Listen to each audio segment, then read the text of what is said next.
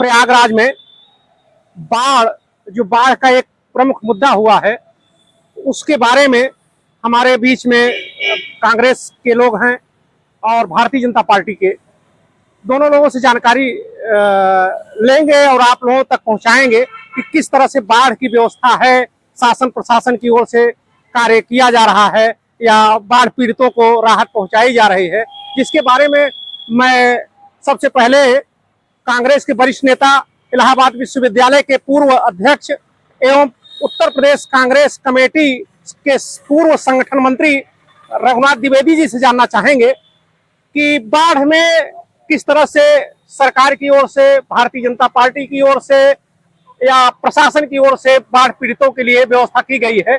आप उसके बारे में थोड़ा सा देखिए। जो ये बाढ़ आई है गंगा और जमुना में, सन 1978 के सारे रिकॉर्डों को तोड़ दी है। बाढ़ का जो खतरे का निशान है 86.4 है और इस समय बाढ़ जो 86.7 तक पहुंच गई है।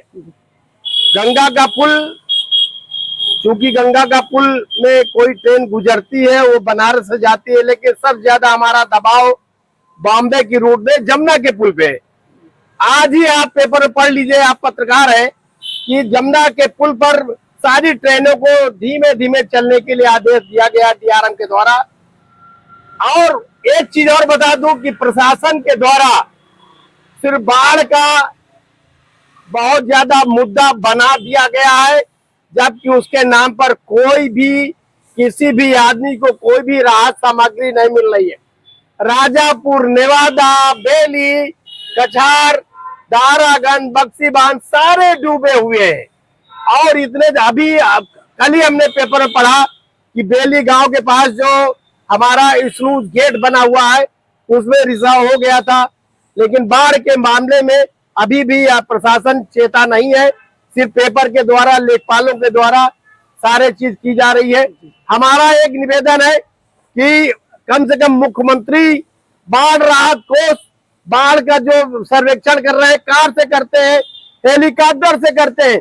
मैं सारे पदाधिकारियों को, सारे मंत्रियों से निवेदन करना चाहता हूं कि असली बाढ़ देखना है तो पैदल जाए, नाव से जाए, कार से जाए, पैदल जाकर के देखेंगे। जब इतना इतना पानी बहेगा तब उनको लगेगा कि हाँ वाकई प्रयागराज में बाढ़ आई हुई है। जी जी जी।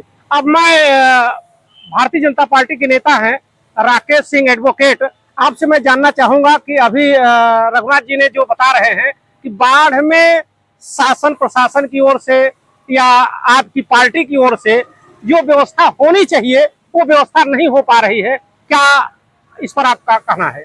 नहीं, हमारे देश के माननीय मुख्यमंत्री योगी आदित्यनाथ जी ने सारे मंत्रियों को आदेश दिया है, विधायकों को आदेश दिया है या जमीनी स्तर के एक एक कार्यकर्ताओं को उससे बाढ़ पीड़ित सामग्री पहुंचाने में, बाढ़ से पीड़ित लोगों के लिए एक एक व्यवस्था के लिए सारे नेताओं मंत्री सबको लगा दिया है और जमीनी स्तर पर लगे हुए हैं। विधायक लोग नाव से नौका विहार करके देख भी रहे हैं।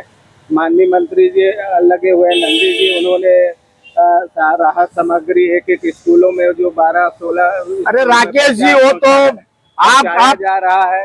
और माननीय हमारे यशस्वी उप मुख्यमंत्री केशव मौर्य कल आए थे, उन्होंने हवाई सर्वेक्षण करके नहीं, इसी को कह रहे हैं कि वो जमीन, हवाई सर्वेक्षण से क्या होगा?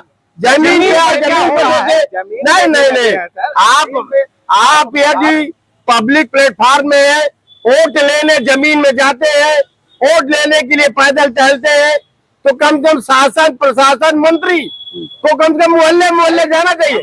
जहाँ बाढ़ का क्षेत्र वहाँ देखना चाहिए कि कितना आदमी परेशान है, पानी के लिए परेशान है, लैट्रिन होने के लिए परेशान है, खाने के लिए परेशान है। डबल रोटी दे रहे हैं इनकी तरफ से, डबल रोटी से पेट भरेगा।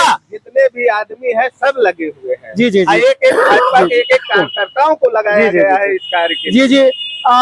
दोनों पार्टियों के नेता अपनी अपनी बात कर रहे हैं, लेकिन हमारी भी सरकार से और शासन प्रशासन से गुजारिश है कि वास्तविक सुविधा लोगों तक पहुंचे, ऐसी व्यवस्था बनाई जाए और लोगों को यह महसूस होना चाहिए कि हाँ शासन प्रशासन से व्यवस्था राहत पीड़ितों के दिया जा रहा है, वो उनको तक पहुंचे। यही मेरी मांग है। इसी के साथ देखते रहिए संयम भारत न्यूज। जय हिंद, जय भारत।